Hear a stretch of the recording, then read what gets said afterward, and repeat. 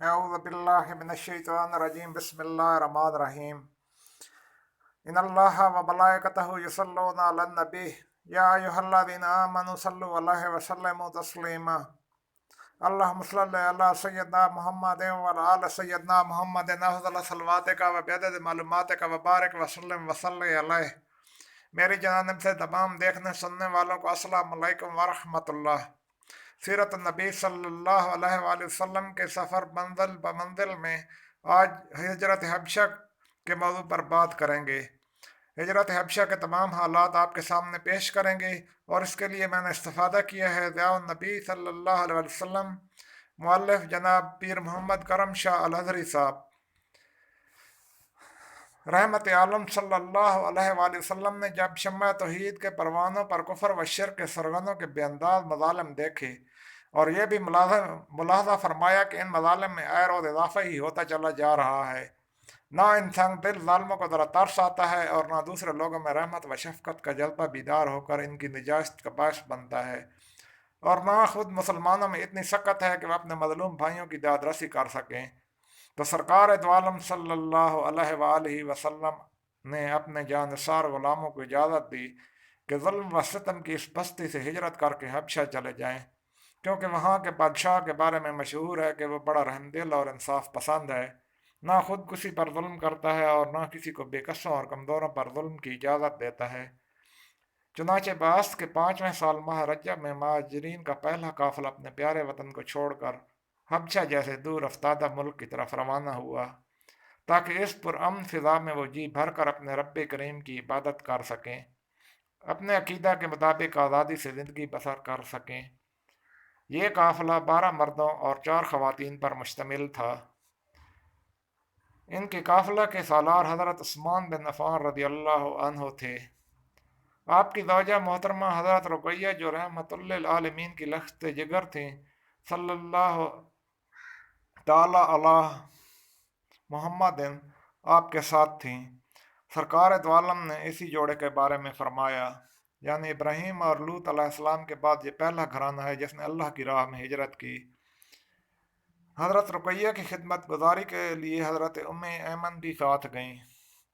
دوسرے مہاجرین کے اسماء گرامی یہ ہیں: حضرت ابو سلمہ ماں زوجہ محترمہ حضرت ام سلمہ، حضرت ابو حذیفہ ماں اپنی زوجہ محترمہ سہیلہ بنت سہیل، حضرت عامر بن ابی ربیعہ ماں زوجہ محترمہ لیلہ عدویہ، جنہوں نے اکیلے بغیر اپنی اہلیہ کی ہجرت کی۔ ان کے اسماء گرامی یہ ہیں: عبد الرحمن بن عوف، زبیر بن عوام، مصعب بن عمیر، عثمان بن مظعون، سہیل بن بیضہ، ابو صبرہ بن ابی رام، حاطب بن عمر، عبداللہ بن مسعود رضی اللہ عنہم اجمعین۔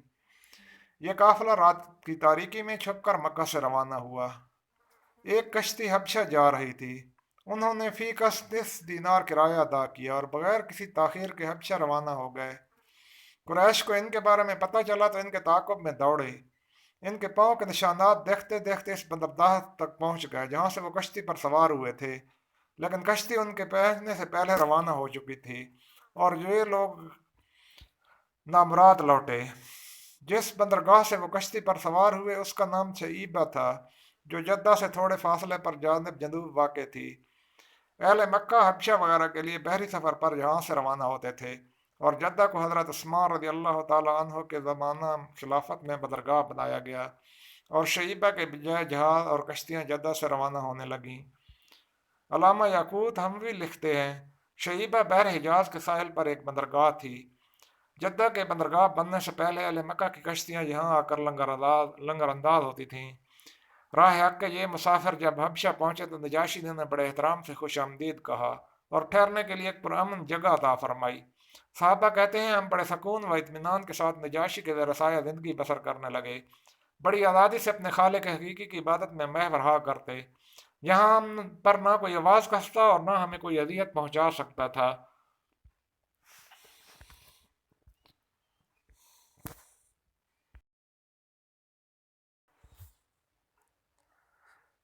ماہ رجب بعثت کے 5ویں سال میں مہاجرین کا یہ پہلا قافلہ حبشہ روانہ ہوا تھا۔ 3 ماہ کا عرصہ انہوں نے بڑے امن و عافیت سے گزارا۔ ایک روز انہیں اطلاع ملی کہ اہل مکہ نے اسلام قبول کر لیا ہے۔ اب وہاں مکمل امن و امان ہے، کسی کافر کی مجال نہیں کہ فرزندان اسلام کو ابدیت پہنچائے۔ ان مہاجرین نے باہمی مشورہ کیا کہ جس ظلم و تشدد کے خوف سے ہم اپنا وطن عزیز اور اہل و عیال چھوڑ کر آئے ہیں، وہ تو اللہ تعالیٰ کے فضل و کرم سے دور ہو گیا۔ ہمیں اب واپس اپنے وطن لوٹ جانا چاہیے۔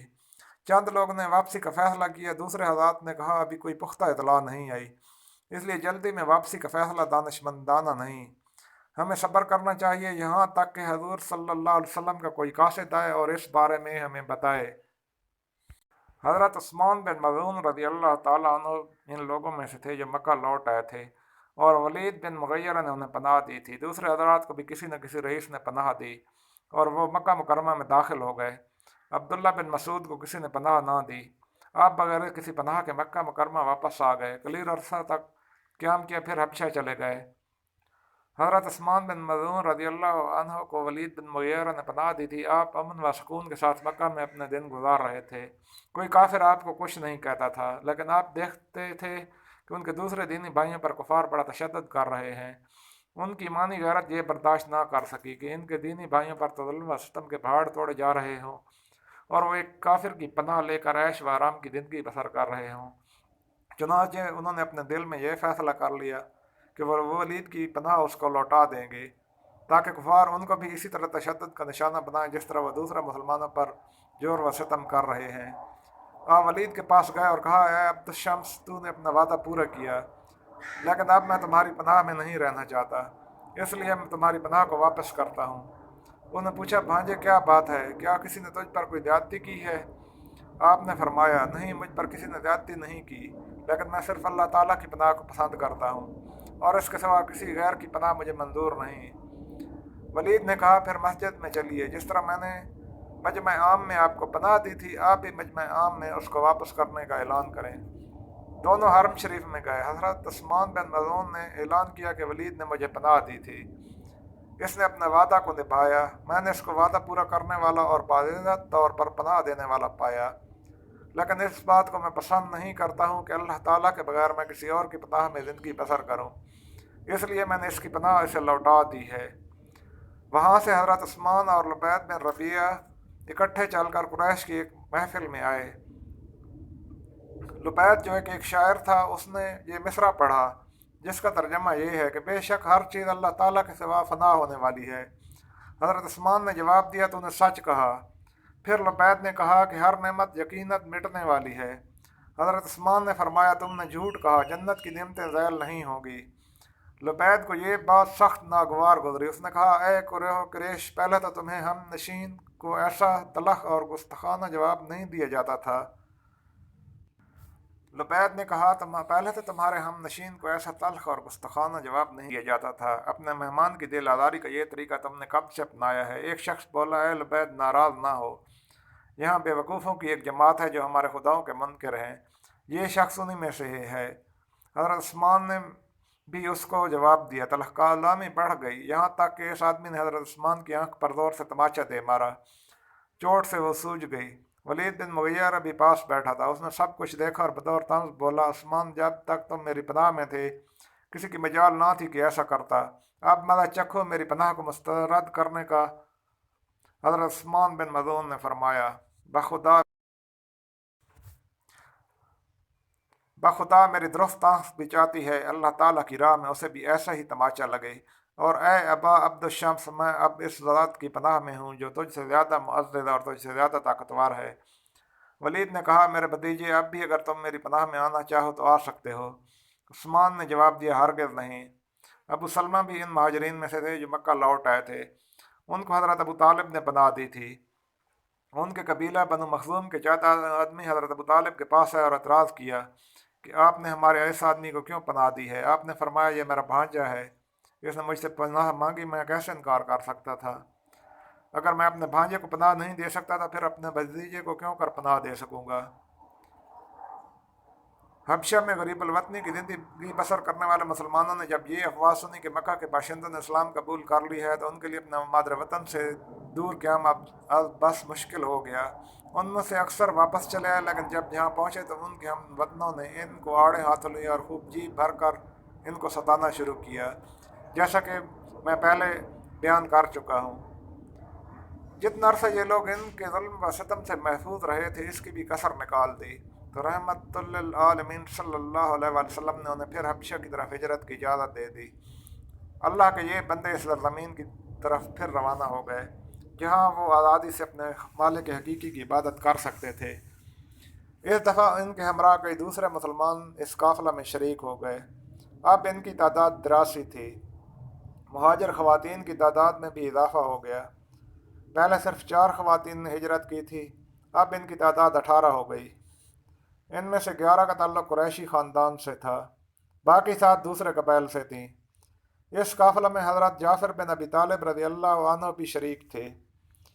اگرچہ ابن اسحاق نے ان کو مہاجرین کے پہلا قافلہ میں شامل کیا ہے، لیکن موسیٰ بن عقبہ کی تحقیق یہ ہے کہ آپ نے دوسرا قافلہ کے ہمراہ حبشہ کا قصد کیا۔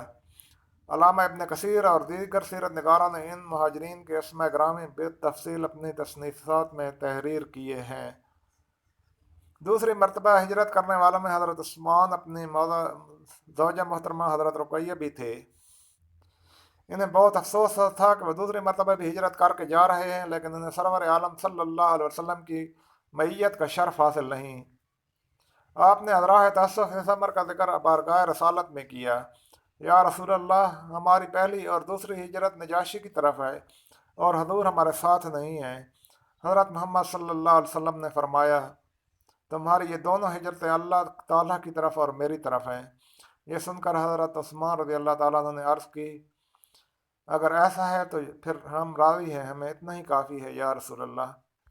جب مسلمانوں کی اتنی بڑی تعداد مکہ کو چھوڑ کر حبشہ چلی گئی تو کفار مکہ کو بہت فکر لاحق ہو گئی۔ ان میں ان کے عزیز و اقارب بھی تھی جن کی جدائی انہیں بڑی شاق گزر رہی تھی۔ نیز انہیں یہ اندیشہ بھی ہر وقت مضطرب رکھتا تھا کہ کہیں ایسا نہ ہو کہ وہاں مسلمان اپنی طاقت جمع کر کے ہم پر دھاوا بول دیں۔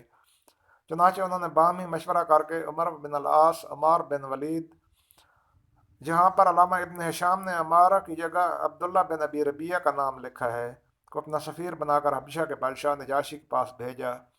یہ دونوں سفیر بڑے زیرک اور سیاسی امور کے ماہر تھے۔ انہیں کہا گیا کہ وہ نجاشی سے ملاقات کریں، ہر ممکن طریقہ سے اس کو ایسا متاثر کریں کہ وہ ان لوگوں کو وہاں سے نکال دے اور مکہ آنے پر مجبور کر دے۔ اس سفارت کو مؤثر بنانے کے لیے انہوں نے بڑے نفیس اور گراں قیمت تحائف بھی انہیں دیے۔ بادشاہ کے لیے دیگر تحائف کے علاوہ ایک قیمتی عربی گھوڑا اور ایک بیش بہا ریشمی جبہ بھی بھیجا۔ اس کے علاوہ شاہی دربار کے جتنے مذہبی پیشوا اور امراء تھے، ہر ایک کے لیے مکہ کے مشہور چمڑے کی مصنوعات تحفے کے طور پر بھیجیں، اور انہیں تاکید کی کہ بادشاہ سے ملاقات کرنے سے پہلے ان پادریوں اور امراء دربار سے ملاقات کریں اور ان کو تحائف پیش کریں، ان کو پوری طرح اپنا ہم نوا بنائیں اور ان سے وعدہ لیں کہ وہ نجاشی کو یہ مشورہ دیں گے کہ ان لوگوں کو وطن واپس جانے پر مجبور کرے۔ یہ دونوں سفیر اپنے قوم کے بہترین نمائندے تھے۔ وہاں پہنچ کر انہوں نے پہلے ہر بشپ اور رئیس کی خدمت میں حاضری دی، تحائف پیش کیے، پھر انہیں بتایا کہ ہمارے شہر اور قوم کے چند احمق اپنا گھر بار چھوڑ کر یہاں چلے آئے ہیں، انہوں نے اپنا آبائی مذہب چھوڑ دیا ہے اور آپ کا مذہب بھی قبول نہیں کیا بلکہ ایک نیا عقیدہ گھاڑ لیا ہے، ہمیں برا بھلا کہتے ہیں، ہمارے آباء و اجداد کو جہنمی قرار دیتے ہیں، ہمارے معبودوں کا مذاق اڑاتے ہیں۔ ہمیں یہ بھی خطرہ ہے کہ کہیں وہ یہاں بھی اپنے نظریات کی تبلیغ کر کے آپ کے ملک کے امن و سکون کو بھی ذرم برہم نہ کر دیں، جس طرح مکہ میں گھر گھر میں انہوں نے فتنہ و فساد برپا کر دیا ہے۔ ہمیں اپنی قوم نے آپ کے بادشاہ کی خدمت میں بھیجا ہے کہ وہ انہیں واپس اپنے وطن جانے کا حکم دے۔ ہم بادشاہ کی خدمت میں حاضر ہو کر اپنی معروضات پیش کریں گے۔ آپ حضرات سے توقع کرتے ہیں کہ آپ بھی اس مسئلے میں ہماری امداد فرمائیں اور بادشاہ کو مشورہ دیں کہ وہ ہماری اس ارداشت کو شرف قبول بخشے۔ سب نے ان کی مدد کی حامی بھر لی۔ سب پادریوں نے اپنی امداد کا وعدہ لینے کے بعد اب وہ بادشاہ کی خدمت میں حاضر ہوئے۔ پہلے بادشاہ کو سجدہ کیا۔ سب پادریوں سے اپنی امداد کا وعدہ لینے کے بعد اب وہ بادشاہ کی خدمت میں حاضر ہوئے۔ پہلے بادشاہ کو سجدہ کیا، پھر دست بدستہ اس کے سامنے مؤدب ہو کر کھڑے رہے۔ بادشاہ ان کے ساتھ بڑے احترام سے پیش آیا، ایک کو اپنی بائیں طرف اور دوسرے کو دائیں طرف بیٹھنے کا اشارہ کیا۔ بعض نے لکھا ہے کہ عمر بن العاص کو تخت پر اپنے پاس بٹھایا۔ انہوں نے رؤوس مکہ کی طرف سے اعلیٰ عربی نسل کا گھوڑا اور نفیس ترین ریشمی جبہ بطور نذرانہ اس کی خدمت میں پیش کیا، پھر اپنی آمد کی غرض و غایت بیان کرنے کی اجازت طلب کی۔ شاہی اذن ملنے پر عمر بن العاص گویا ہوئے، اے جہاں پناہ، ہمارے قریبی رشتہ داروں میں سے چند لوگ یہاں آپ کے ملک میں آ کر رہائش پذیر ہو گئے ہیں۔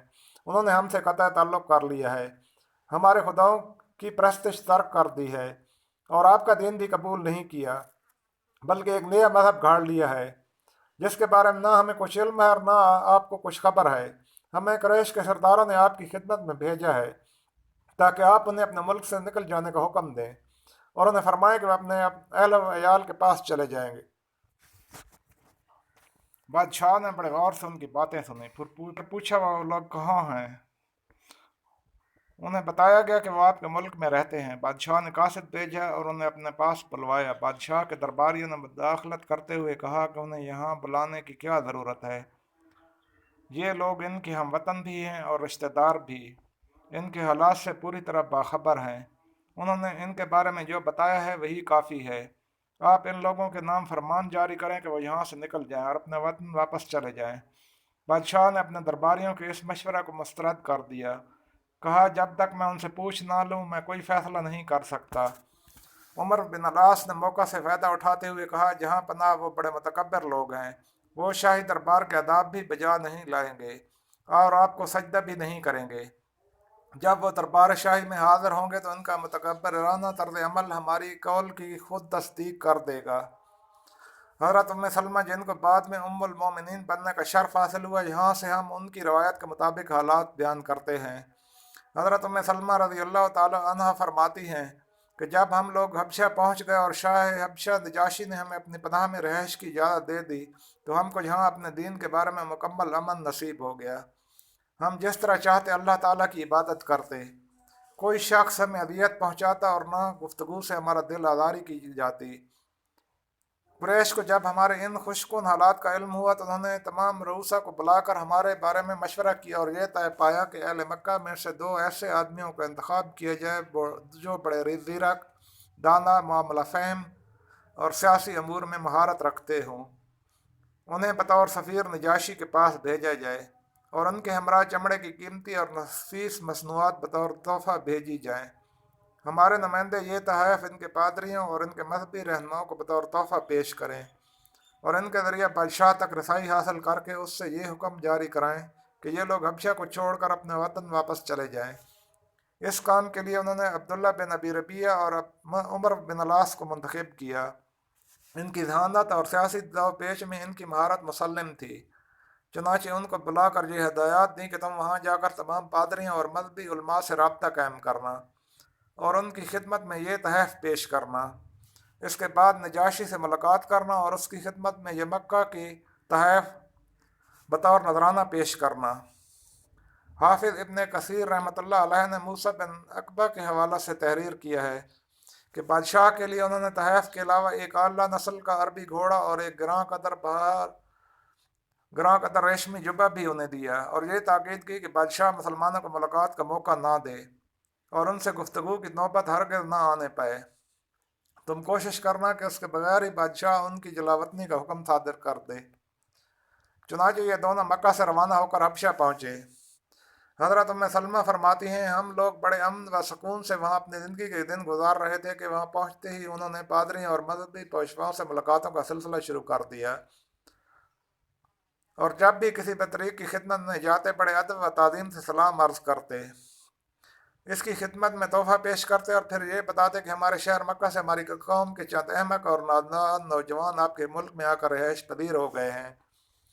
انہوں نے اپنی قوم کا دین بھی ترک کر دیا ہے اور آپ کا دین بھی اختیار نہیں کیا، بلکہ اپنی طرف سے ایک ایسا دین گھڑا ہے جس کو نہ ہم جانتے ہیں اور نہ آپ۔ ہمیں ہماری قوم کے سرداروں نے آپ کے بادشاہ سلامت کی خدمت میں بھیجا ہے کہ وہ انہیں اپنے ملک سے جلاوطن کر دے۔ آپ حضرات سے ہماری درخواست یہ ہے کہ جب ہم بادشاہ کی خدمت میں اپنے یہ عرضداشت پیش کریں تو آپ ہماری سفارش فرمائیں اور بادشاہ کو کہیں کہ ان لوگوں سے گفتگو کیے بغیر ان سے یہاں سے نکل جانے کا حکم صادر فرمائے، کیونکہ ان کے حالات سے اور ان کی حماقتوں اور نادانیوں سے ان کی قوم جس قدر واقف ہے اور کوئی واقف نہیں ہو سکتا۔ اسی وجہ سے انہوں نے ہمیں آپ کی خدمت میں بھیجا ہے۔ ان مذہبی پیشواؤں نے ان کے ساتھ وعدہ کیا کہ وہ ضرور اس معاملہ میں ان کی مدد کریں گے۔ مذہبی پیشواؤں کو اپنا ہم نوا بنانے کے بعد یہ دونوں سفیر بادشاہ کی خدمت میں پہنچے۔ پہلے اس کو سجدہ کیا، پھر بڑے ادب و احترام سے اس کی خدمت میں وہ ضیف پیش کیے جن کو اس نے قبول کر لیا۔ پھر انہوں نے اپنا مدعا بیان کرنا شروع کیا۔ اے بادشاہ، ہمارے شہر کے چند بے وقوف اور احمق نوجوان آپ کے ملک میں رہائش پذیر ہو گئے ہیں۔ ان احمقوں نے اپنی قوم کا دین ترک کر دیا ہے اور آپ کا دین بھی قبول نہیں کیا، بلکہ انہوں نے ایک نیا دین گھڑا ہے جس کو نہ ہم جانتے ہیں اور نہ آپ جانتے ہیں۔ ہمیں ہماری قوم کے سرداروں نے جو ان لوگوں کے باپ چچے اور قریبی رشتہ دار ہیں آپ کی خدمت میں بھیجا ہے کہ آپ انہیں مکہ واپس جانے کا حکم دیں۔ ان کی قوم کے لوگوں ان کی قوم کے لوگ ان کے حالات سے اچھی طرح باخبر ہیں اور ان کی معیوب اور نازیبہ حرکتوں سے آگاہ ہیں، اور انہی نازیبہ حرکتوں کی وجہ سے انہوں نے ان کو سرزنش کی اور وہ بھاگ کر یہاں چلے آئے۔ حضرت ام سلمہ فرماتی ہیں کہ عبداللہ بن ابی ربیہ اور عمر بن العاص کو اس سے زیادہ اور کوئی بات ناگوار نہ تھی کہ نجاشی مسلمانوں سے گفتگو کرے۔ عمر بن العاص جب بادشاہ کی خدمت میں ارداس پیش کرنے سے فارغ ہوئے تو ان مذہبی پیشواؤں نے اس کی تائید کرتے ہوئے کہا، اے بادشاہ، ان دونوں نے سچ کہا ہے۔ بے شک ان کی قوم ان کے عیوب اور ان کی حماقتوں سے اچھی طرح باخبر ہے۔ آپ ان لوگوں کو ان دونوں کے حوالے کر دیجئے تاکہ یہ انہیں اپنے ملک میں واپس لے جائیں۔ اپنے پادریوں کی یہ بات سن کر نجاشی کا چہرہ غصے سے سرخ ہو گیا اور وہ کہنے لگا، خدا کی قسم، ایسا ہرگز نہیں ہوگا۔ یوں میں ان لوگوں کو ان کے حوالے نہیں کروں گا۔ انہوں نے پناہ کے لیے میری ہمسائیگی اور میرے ملک کو پسند کیا ہے۔ دوسرے بادشاہوں کو چھوڑ کر انہوں نے میرا سہارا لیا ہے۔ جب تک انہیں بلا کر میں ان سے حالات دریافت نہ کروں اس وقت تک میں انہیں ان کے حوالے نہیں کروں گا۔ میں ان سے پوچھوں گا، اگر انہوں نے ان دونوں کے الزامات کی تصدیق کی تو انہیں یہاں سے واپس بھیج دوں گا، لیکن شروع کر دیا۔ بعض نے کہا ہے کہ اس شخص کے پاس جب تم جاؤ گے تو تم کیا کہو گے؟ وہ لوگ جن کے رگ و پے میں ایمان سرایت کیے ہوئے تھا، اللہ تعالیٰ پر ایمان لانے کی برکت سے سارے خوف اور اندیشے ان کے دلوں سے کافور ہو چکے تھے۔ انہوں نے اس سوال کا جواب یہ دیا، بخدا ہم وہی کہیں گے جس کا ہمیں علم ہے اور جس چیز کا ہمیں ہمارے نبی کریم صلی اللہ علیہ وسلم نے حکم دیا ہے، خواہ اس کا نتیجہ کچھ بھی ہو۔ یہ تہیہ کرنے کے بعد ان فحش شعاروں کا گروہ جب نجاشی کے پاس پہنچا تو نجاشی نے ان کے آنے سے پہلے اپنے پادریوں کو بھی وہاں جمع کر رکھا تھا اور وہ اپنی کتابیں کھول کر بیٹھے ہوئے تھے۔ نجاشی نے غلامان مصطفیٰ صلی اللہ علیہ وسلم کو مخاطب کرتے ہوئے پوچھا کہ وہ کیسا دین ہے جس کے لیے تم نے اپنے آبائی مذہب بھی چھوڑ دیا اور میرا دین بھی قبول نہیں کیا اور نہ کسی اور مذہب کو اختیار کیا؟ مسلمانوں نے اپنے ترجمانی کے لیے حضرت جعفر بن ابی طالب رضی اللہ عنہ کو اپنا نمائندہ منتخب کیا۔ آپ بادشاہ کے سوالوں کا جواب دینے کے لیے اٹھے اور یوں گویا ہوئے، اے بادشاہ، ہم جاہل قوم تھے، بتوں کی پوجا کیا کرتے تھے، مردار کھایا کرتے اور بدکاریاں کیا کرتے، اپنے رشتہ داروں کے ساتھ، اپنے پڑوسیوں کے ساتھ بے رحمی کا سلوک کرتے، ہم میں سے طاقتور غریب کو کھا جایا کرتا۔ ہماری یہ ناگفتہ بے حال تھا کہ اللہ تعالیٰ نے ہماری طرف ہم میں سے ایسا رسول بھیجا جس کے نسب کو بھی ہم جانتے ہیں، جس کی صداقت، امانت اور عفت سے بھی ہم اچھی طرح آگاہ ہیں۔ اس نے ہمیں اللہ تعالیٰ پر ایمان لانے کی دعوت دی کہ ہم اس وحدہ لا شریک کو مانیں اور اسی کی عبادت کریں، اور وہ پتھر اور بت جن کی ہم پوجا کرتے ہیں اور ہمارے آباء اجداد کیا کرتے تھے، ان کی بندگی کا پٹا اپنی گردن سے اتار پھینکیں۔ اس نے ہمیں حکم دیا کہ ہم سچ بولیں، امانت میں خیانت نہ کریں، رشتہ داروں کے ساتھ اچھا سلوک کریں، ہمسایوں کے ساتھ عمدگی سے پیش آئیں، برے کاموں اور خونریزیوں سے باز رہیں۔ اس نے ہمیں فسق و حجور، جھوٹ بولنے، یتیموں کا مال کھانے، پاک دامن عورتوں پر جھوٹی تہمت لگانے سے منع کیا اور ہمیں حکم دیا کہ ہم صرف اللہ تعالیٰ کی عبادت کریں۔ किसी चीज़ को इसका शरीक ना बनाए। नीज़ उसने हमें हुक्म दिया कि हम नमाज पढ़ें, ज़कात दें और रोज़े रखें। हज़रत उम्मे सलमा फरमाती हैं कि हज़रत जाफ़र ने इस्लाम की तालीमात को बड़ी तफसील से गिन गिन कर पेश किया। फिर फरमाया, चुनांचे हमने इस रसूल मुकर्रम की तस्दीक की, हम उन पर ईमान ले आए और अल्लाह ताला के जो हुक्म लेकर वो हमारे पास आए थे हम सिर्फ अल्लाह वाहदहू की इबादत करते हैं और उसके साथ किसी को शरीक नहीं ठहराते। जिन चीज़ों को उसने हमारे लिए हराम किया है हम उनको हराम समझते हैं और जिनको हमारे लिए हलाल किया है हम उनको हलाल समझते हैं। हमारा ये जुर्म है कि जिसकी वजह से हमारी कौम ने हम पर ज़्यादतियाँ की, हमें तरह तरह की अजियतें पहुँचाईं और हमें अपने दीन से रूगर्दां करने के लिए फितनों में मुब्तला किया। इनका मकसद ये है कि हम अल्लाह ताला की इबादत को छोड़कर फिर बुतों की पूजा शुरू कर दें और जिन नापाक चीज़ों को हम पहले हलाल समझते थे उनको फिर हलाल समझने लगें। जब उन्होंने हम पर जबर व कहर और जुल्म व सितम की इंतहा कर दी, हम पर जीना हराम कर दिया और हमें अपने दीन की तालीमात पर अमल करने से बाज रखा, तो ए बादशाह सलामत अपने मुल्क को छोड़कर आपके मुल्क में आ गए। दूसरे बादशाहों को छोड़कर हमने आपको पसंद किया और आपकी पनाह को तरजीह दी और हम उम्मीद रखते हैं कि हम आपके ज़ेर साया सताया नहीं जाएगा। नजाशी ने कहा कि जो अल्लाह की किताब है आपके नबी पर नाजिल हुई है, क्या उसका कुछ हिस्सा तुम्हें याद है? हज़रत जाफ़र रज़ी अल्लाह तआला अन्हु ने कहा, हाँ मुझे याद है। नजाशी ने कहा, मुझे पढ़ कर सुनाओ। हज़रत जाफ़र रज़ी अल्लाह तआला अन्हु ने सूरह मरियम की इब्तदाई आयतों की तिलावत शुरू की। वो क्या सुहाना मंजर होगा, नजाशी का दरबार है, उसके अमरा और मजहबी पेशवा अपने ज़र नगाह कुर्सियों पर बैठे हुए हैं, मक्का के दो सफ़ीर भी वहाँ मौजूद हैं। इस अजनबी माहौल में हज़रत जाफ़र रज़ी अल्लाह तआला अन्हु कुरान करीम की सूरह मरियम की तिलावत फरमा रहे हैं। अल्लाह ताला की रहमत और उसके अनवार की कैसी रिमझिम शुरू हुई होगी। आप तिलावत कर रहे हैं और नजाशी पर और ईसाई उल्मा पर रकत तारी हो जाती है और उनकी आंखों से आंसुओं के कतरे टपकने लगते हैं, यहाँ तक कि उनकी किताबों के वर्क इनके आंसुओं से भीग जाते हैं। जब आप तिलावत फरमा चुके तो नजाशी ने अपने रक्त पर काबू पाते हुए कहा, बखुदा ये कलाम और वो कलाम जो ईसा अलैहिस्सलाम लेकर आए, ये एक ही शम्मा की शुआएं हैं और एक ही चश्मा की मौजें हैं। फिर नजाशी ने इन दोनों सफ़ीरों को मुखातिब करके कहा, आप यहाँ से चले जाएं, इन लोगों को कभी आपके हवाले करने के लिए तैयार नहीं हूँ। जब वो दोनों नामराद वहाँ से निकला तो उमर बिन अलास ने अपने साथी अब्दुल्ला बिन अबी रबिया को कहा, कल मैं उनके बारे में ऐसी चाल चलूँगा जो उनकी जड़ें उखेड़ कर रख देगी। अब्दुल्ला निस्बतन रहमदिल था। उसने कहा, ऐसी कोई हरकत ना करना जिससे उनकी जानें ख़तरे में पड़ जाएं, आखिर हमारे करीबी रिश्तेदार हैं। लेकिन उमर बिन अलास अपने दिल में तय कर लिया कि कल वो फिर बादशाह के दरबार में हाजिर होकर मुसलमानों के बारे में ऐसी बात उसे बताएगा जिसे सुनकर नजाशी उन पर गज़बनाक होकर उन्हें इबरतनाक सजा देगा। दूसरे रोज़ बादशाह जब अपने दरबार में अपने तख्त पर आकर बैठा तो उमर बिन अलास ने आगे बढ़कर उसे कहा, जहाँ पनाह ये ईसा बिन मरियम के हक़ में बड़ी नादेबा बातें करते हैं, आप उन्हें बुलाकर पूछिए ताकि आपको इनके अकीदे का पता चल जाए। बादशाह ने मुसलमानों को फिर बुला भेजा। हज़रत उम्मे सलमा फरमाती हैं कि इस दूसरी तलबी पर हमें बड़ा फ़िक्र लाहक हुआ। फिर सारे मुसलमान इकट्ठे हुए और एक दूसरे के साथ मशवरा करने लगे, अगर उसने ईसा अलैहिस्सलाम के बारे में हमसे सवाल किया तो हमें क्या जवाब देना चाहिए। क़ुव्वत ईमानी ने उनके हौसलों को बुलंद किया। उन्होंने मुतफ़िक़ा तौर पर यही फ़ैसला किया, बखुदा हम इस सवाल का जवाब वही देंगे जो अल्लाह ताला का फरमान है, जो हमारे नबी करीम अलैहिस्सलात व तस्लीम ने हमें बताया है, खा कुछ भी हो जाए। ये तय करने के बाद सब अल्लाह ताला का नाम लेकर नजाशी की तरफ रवाना हुए।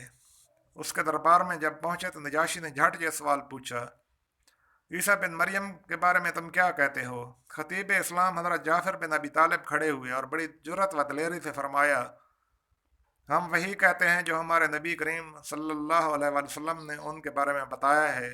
आप अल्लाह के बंदे, अल्लाह के रसूल, अल्लाह की रूह और उसका कलमा है, जिसे अल्लाह ताला ने कुंवारी और इबादत गुजार मरियम के अंदर डाला है।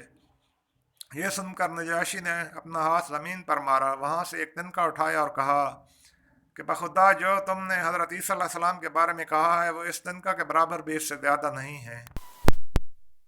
यहाँ मसनद इमाम अहमद के हवाले से लिखा है कि नजाशी ने मुसलमानों को मुखातिब करते हुए कहा, मैं तुम्हें खुशामदीद कहता हूँ और जिस बस हस्ती के पास से तुम आए हो उसे भी मरहबा कहता हूँ और मैं गवाही देता हूँ कि वह अल्लाह के रसूल हैं। یہ وہی ہیں جن کا ذکر ہم انجیل میں پاتے ہیں، یہ وہی رسول ہیں جن کی آمد کا وعدہ عیسیٰ بن مریم نے دیا تھا، اور میرے ملک میں جہاں چاہو قیام کرو۔ خدا کی قسم اگر مجھے حکومت کی مجبوریاں نہ ہوتیں تو میں حضور کی خدمت میں حاضر ہوتا، فش برادر بنتا اور وضو کرانے کی سعادت حاصل کرتا۔ مسلمانوں کو کہا تم جاؤ اور میرے ملک میں آرام سے رہو، جس نے تمہارے ساتھ بد کلامی کی میں اس پر توان لگاؤں گا۔ یہ جملہ اس نے 3 بار دہرایا، پھر کہا میں تو یہ بھی پسند نہیں کرتا کہ میں تم میں سے کسی ایک کو ان کے حوالے کر دوں اور وہ مجھے اس کے بدلے سونے کا پہاڑ۔ پھر بادشاہ نے اپنے درباری کو کہا ان مکہ والوں نے جو تحائف دی ہیں وہ سب انہیں واپس کر دو۔ میرے خدا نے جب یہ ملک مجھے واپس دیا تھا تو مجھ سے رشوت نہیں لی تھی، نیز اللہ تعالیٰ نے میرے بارے میں لوگوں کی باتیں نہیں مانی تھیں، تاکہ ان مسلمانوں کے بارے میں اب میں لوگوں کی باتیں مانوں۔ یہ مکہ کے نمائندے نامراد و ناکام اپنے وطن واپس لوٹ گئے۔ علامہ ابن کثیر نے اس واقعے کے ضمن میں یہ بھی لکھا ہے کہ جب حضرت جعفر اپنے ساتھیوں کے ساتھ نجاشی کے دربار میں تشریف لے گئے تو انہوں نے شاہی دربار کے آداب کے مطابق بادشاہ کو سجدہ نہیں کیا، بلکہ سر اٹھائے ہوئے ایسے السلام علیکم۔ بادشاہ نے ناراضگی کا اظہار کرتے ہوئے کہا کہ تم نے شاہی دربار کے آداب کے مطابق مجھے سجدہ کیوں نہیں کیا؟ تو حضرت جعفر رضی اللہ تعالیٰ نے جواب دیا اور کسی کو سجدہ نہیں کیا کرتے، اور ہمارے رسول کریم صلی اللہ علیہ وسلم نے ہمیں بتایا ہے کہ اہل جنت جب ایک دوسرے سے ملاقات کرتے ہیں تو وہ اسی طرح ایک دوسرے کو سلام کہتے ہیں۔ ہم بھی آپس میں ایک دوسرے کو انہی الفاظ سے سلام کہتے ہیں، اور انہی الفاظ سے ہم نے آپ کی خدمت میں سلام پیش کیا۔ گفتگو کی اس میں اس نے کہا اللہ تعالیٰ نے جب میرا ملک مجھے لوٹایا تو اس نے مجھ سے رشوت نہیں لی۔ اس نے ایک خاص واقعے کی طرف اشارہ کیا جس کو اجمالاً جہاں ذکر حضرت عائشہ صدیقہ رضی اللہ عنہ سے مروی ہے کہ نجاشی کا باپ حبشہ کا بادشاہ تھا، اور یہ نجاشی اس کا اکلوتا بیٹا تھا۔ نجاشی کا ایک چچا تھا جس کے 12 لڑکے تھے۔ حبشہ کے لوگوں نے سوچا کہ اگر ہم نجاشی کے باپ کو قتل کر دیں اور اس کے بھائی کو اپنا بادشاہ بنا لیں تو اس کے 12 لڑکے ہیں، اگر ان میں سے کوئی فوت بھی ہو جائے تو اس کا جانشین شاہی خاندان سے میں مل جائے گا، اور یک کے بعد دیگر مدت دراز تک وہ یہاں کی حکومت سنبھالے رہیں گے۔ چنانچہ انہوں نے نجاشی کے باپ کو قتل کر دیا اور اس کے بھائی یعنی نجاشی کے چچا کو اپنا بادشاہ بنا لیا۔ نجاشی اپنے چچا کے پاس نشنما پاتا رہا، یہ بڑا عقلمند اور زیرک تھا۔ اس کا چچا امور حکومت میں اس پر اعتماد کرتا تھا۔ جب اہل حبشہ نے دیکھا کہ اس لڑکے نے اپنے چچا کے دل و دماغ پر تسلط جمایا ہوا ہے، ہو سکتا ہے کہ وہ اسی کو اپنا جانشین بنا دے، اور اگر یہ بادشاہ بن گیا تو اسے معلوم ہے کہ ہم اس کے باپ کے قاتل ہیں، یہ ہم سب سے انتقام لے گا۔ چنانچہ وہ نجاشی کے چچا کے پاس گئے اور اس سے مطالبہ کیا کہ یا تو اس نوجوان کو قتل تو کر دو یا اس کو ملک بدر کر دو، ہمیں اس سے اندیشہ ہے کہ وہ برسر اقتدار آ کر ہمارا صفایا کر دے گا۔ انہوں نے کہا ظالموں، کل میں نے اس کے باپ کو قتل کیا اور آج میں اس کو قتل کر دوں، یہ کہاں کا انصاف ہے؟ اگر تم مجبور کرتے ہو تو میں اسے ملک بدر کر دیتا ہوں۔ چنانچہ وہ اسے لے کر ایک بازار میں گئے، وہاں ایک شخص کے ہاتھ 400 درہم کے بدلے سے فروخت کر دیا۔ اس نے اسے کشتی میں بٹھایا اور اپنے وطن کو لے چلا۔ اسی رات بادل گھیر کر آ گئے۔ بادشاہ بارش میں کھڑا تھا کہ بجلی گری جس سے وہ جہاں پر نہ ہو سکا۔ اس کے سارے لڑکے سخت نالائق تھے، ان میں سے کوئی بھی حکومت کی ذمہ داری نبھانے کے قابل نہ تھا۔ اب حبشے والے بڑے فکر مند ہوئے کہ وہ کس کو اپنا بادشاہ بنائیں۔ یہی طے پایا کہ نجاشی جس کو انہوں نے فروخت کیا ہے اس کو تلاش کیا جائے اور اس کو اپنا حکمران بنایا جائے۔ چنانچہ اس تاجر کی تلاش میں وہ نکلے۔ کوشش بسیار کے بعد وہ تاجر انہیں مل گیا۔ نجاشی کو اس کے قبضے سے انہوں نے لے لیا اور اس کو آ کر تخت نشین کر دیا، لیکن تاجر کو وہ قیمت واپس نہ کی جو اس نے ادا کی تھی۔ تاجر ان کے پاس آیا، اس نے کہا یا تو میرا روپیہ واپس دو یا جس بادشاہ سے میں تمہاری شکایت کرتا ہوں۔ انہوں نے کہا تمہیں کچھ نہیں دیں گے۔ اس نے کہا اب میں تمہاری شکایت بادشاہ کے سامنے کروں گا۔ چنانچہ وہ بادشاہ کے پاس گیا، اس کی خدمت میں جا کر گزارش کی کہ میں نے بازار میں ایک قوم سے ایک غلام خریدا تھا جس کی قیمت 600 درہم ادا کی تھی۔ جب میں وہ غلام لے کر اپنے گھر کی طرف روانہ ہوا تو انہوں نے میرا تعاقب کر کے مجھے پکڑ لیا، مجھ سے وہ غلام چھین لیا، لیکن میری رقم مجھے واپس نہیں کی۔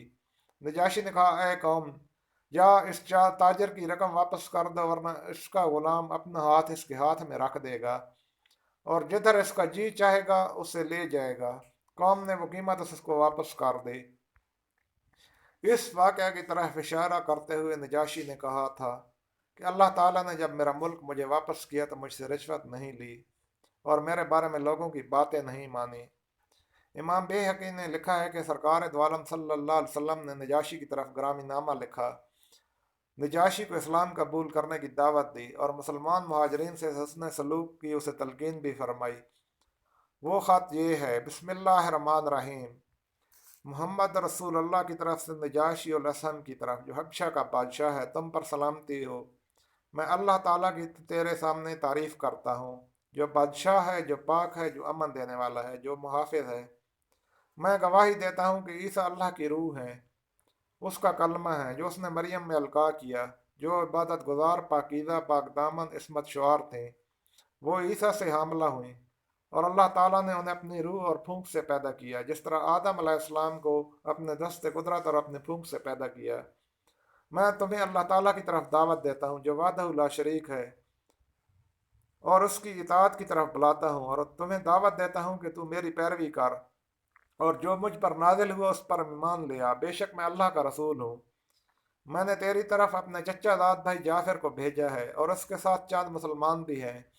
جب وہ تیرے پاس آئیں تو ان کی میزبانی کر اور ان پر تشدد نہ کرنا۔ میں تجھے اور تیری فوجوں کو اللہ عز و جل کی طرف دعوت دیتا ہوں۔ میں نے اپنا پیغام تجھے پہنچا دیا اور خیرخواہی کا حق ادا کر دیا، پس میری نصیحت کو قبول کرو، اور جو شخص ہدایت کی پیروی کرے اس پر سلامتی ہو۔ اس گرامی نامہ کے ملنے سے نجاشی کا بخت بیدار ہو گیا، اس کا مقدر سنور گیا اور اس نے اس دعوت کو قبول کیا اور مشرف بے سلام ہوا، اور حضور کی بارگاہ عالی میں ایک عریضہ بھی تحریر کیا۔ یہ عریضہ محمد رسول اللہ صلی اللہ علیہ وآلہ وسلم کی خدمت میں نجاشی الاسم بن ابجر کی طرف سے ہے: اے اللہ کے نبی، اللہ تعالیٰ کے آپ پر سلام ہو، اس کی رحمتیں اور برکتیں ہوں۔ کوئی عبادت کے لائق نہیں سوائے اس ذات کے جس نے مجھے اسلام کی طرف ہدایت دی۔ یا رسول اللہ، حضور کا گرامی نامہ مجھے مل گیا ہے، اور اس میں عیسیٰ علیہ السلام کے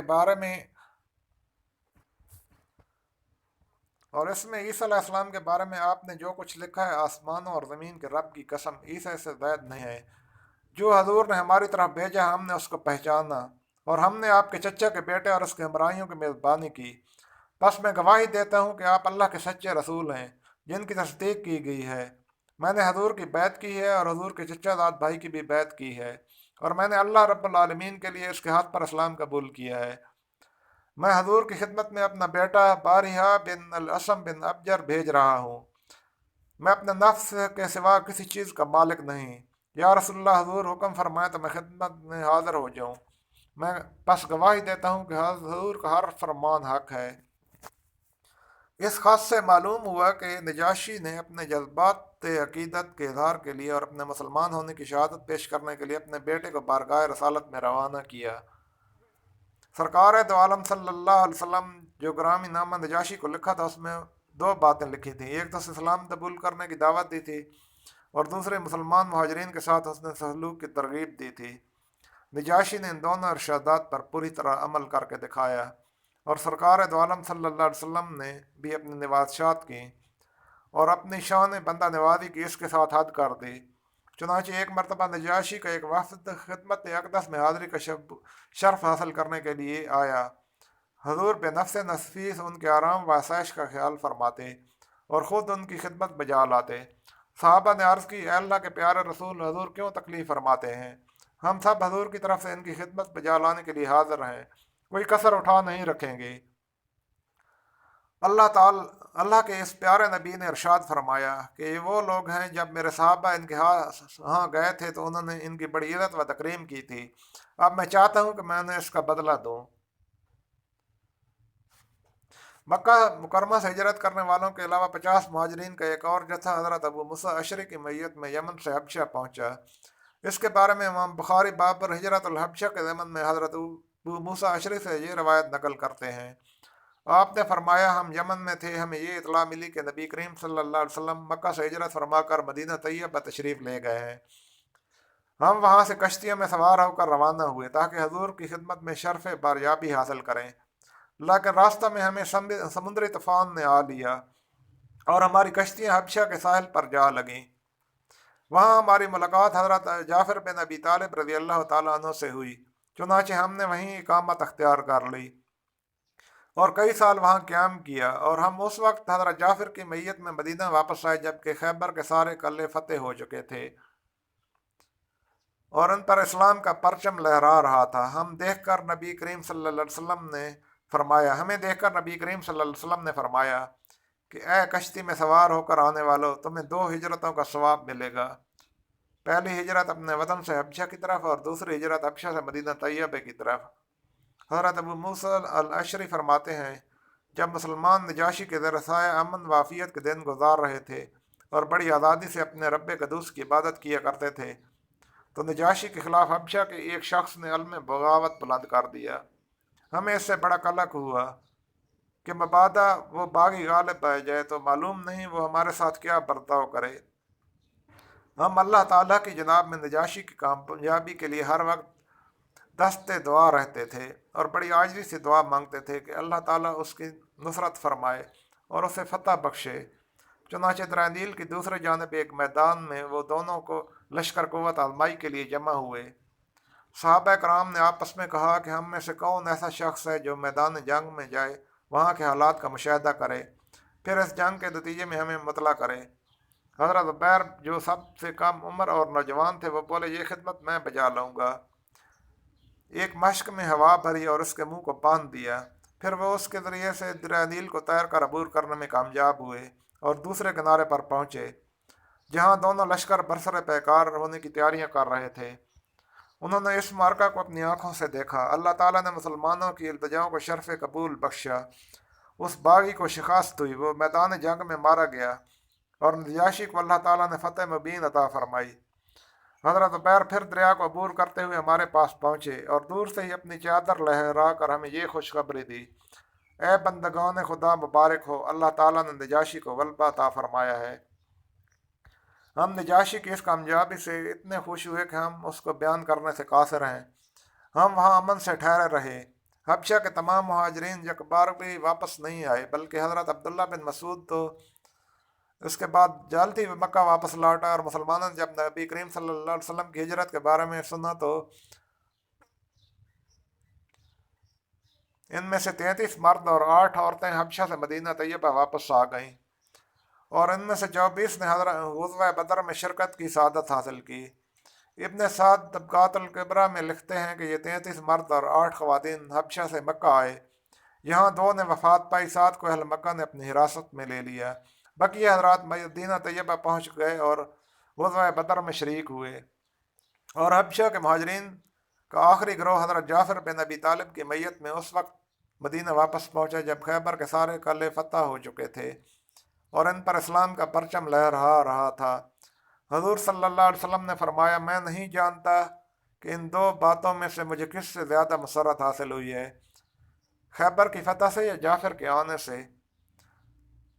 حضرت جعفر جب آئے تو نجاشی کی طرف سے بہت سے تحائف ہمراہ لائے۔ نجاشی نے اپنے بھتیجے کو حضور کی خدمت میں بھیجا تاکہ اس کی طرف سے حضور کی خدمت بجا لائے۔ اگرچہ مسلمانوں کو نجاشی کے زیر سایہ ہر قسم کا آرام و سکون میسر تھا، وہ آزادی سے اپنی عبادت بجا لاتے اور اپنے معبود برحق کے ذکر اور یاد میں مصروف رہتے، کوئی ان کو منع کرنے والا نہیں تھا۔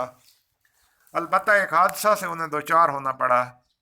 ان کے 2 ساتھی عبید اللہ بن جاش اور سکران بن عمر بن العبد الشمس نے وہاں عیسائیوں کے مزین و راستہ گرجے دیکھے، پادریوں کے گروفر کا ملاحظہ کیا، ان کی آنکھیں خیرہ ہو گئیں اور انہوں نے اسلام کو چھوڑ کر نصرانیت اختیار کر لی۔ اس حادثے سے یقیناً ان مسلمان ساتھیوں کو قلبی رنج اور دکھ ہوا ہوگا۔ ان دونوں کی بیویاں بھی ان کے ہمراہ تھیں۔ عبید اللہ کی اہلیہ حضرت ام حبیبہ تھیں اور سکران کی زوجہ کا نام سودہ بنت زمعہ تھا۔ یہ دونوں پکی مومنہ تھیں۔ نہ انہیں کلیساؤں کی زینت و آرائش متاثر کر سکی اور نہ ان کے خاوندوں کا ارتداد انہیں اپنے عقیدہ سے متدلل کر سکا۔ وہ بڑی ثابت قدمی سے اسلام پر ڈٹی رہیں۔ حضرت سودہ نے تو جب اپنے خاوند کے بدلے ہوئے تیور دیکھے تو وہ اسے وہیں چھوڑ کر مکہ روانہ ہو گئیں، اور حضرت ام حبیبہ نے بھی اپنے خاوند سے اسی وقت قطع تعلق کر لیا۔ اللہ تعالیٰ نے اپنی ان نیک نہاد بندیوں کو اس اثار کا یہ صلہ دیا کہ دونوں کو امہات المومنین میں داخل ہونے کا شرف بخشا۔ حضرت حبیبہ کا عقد وہاں ہی حضور پر نور صلی اللہ علیہ وسلم سے کر دیا گیا، اور نجاشی سے نے اپنی گرہ سے 400 دینار بطور مہر ادا کر دیا، اور بڑی عزت و وقار کے ساتھ انہیں حضور کی خدمت میں مدینہ طیبہ میں بھیج دیا۔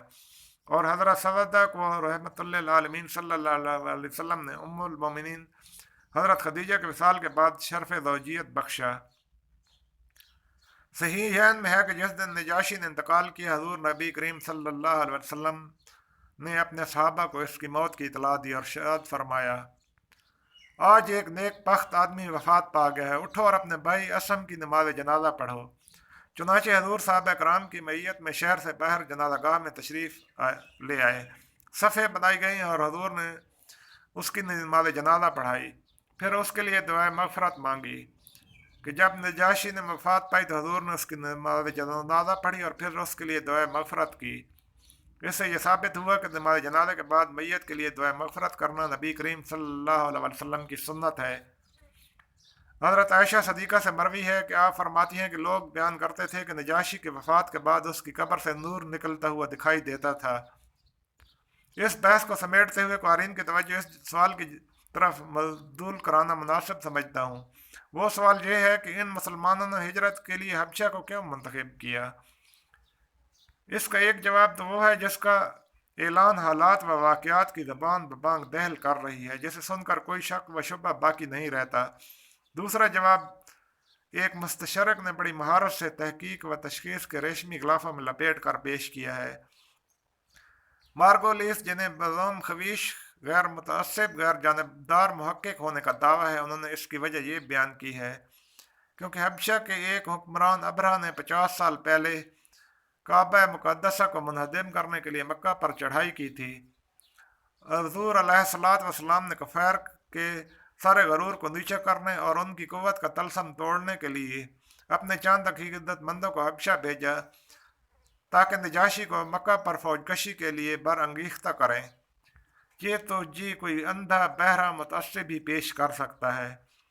سرکار دو عالم علیہ الصلوۃ والسلام کی زندگی کا مقصد ہی یہ تھا کہ اپنے جد امجد حضرت خلیل علیہ السلام کے تعمیر کردہ کعبہ کو جو عرصہ سے ایک صنم قدہ بنا دیا گیا تھا اس کو بتوں کی نجاستوں سے اور آلودگیوں سے پاک کر گئے، پھر اللہ تعالیٰ وحدہ لا شریک کی عبادت گاہ کا مرکز بنا دیں۔ کیا ایسی ہستی کبھی یہ سوچ بھی سکتی ہے کہ اسے پیوند خاک کرنے کے لیے کسی بیرونی طاقت کو حملہ کی دعوت دے؟ نیز پہلے حملہ آور کا جو عبرتناک حشر ہوا تھا اور جس پر ابھی طویل عرصہ بھی نہیں گزرا تھا، کون تھا جو اپنے آپ کو تباہ و برباد کرنے کے لیے اتنا بےتاب ہو کہ بیت اللہ شریف پر حملہ کرے، غضب الہی کو دعوت دے؟ سیدھی سی بات یہ ہے کہ حبشہ سے اہل مکہ کے دیرینہ روابط تھے۔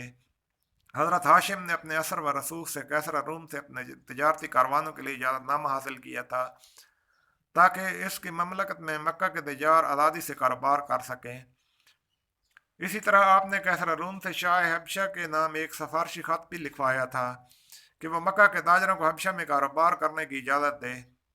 اس طرح پشتوں سے عرب کے لوگ حبشہ میں آتے جاتے تھے اور اس کے علاقوں سے بھی باخبر تھے، اور وہاں کے باشندوں سے بھی ان کی جان پہچان تھی۔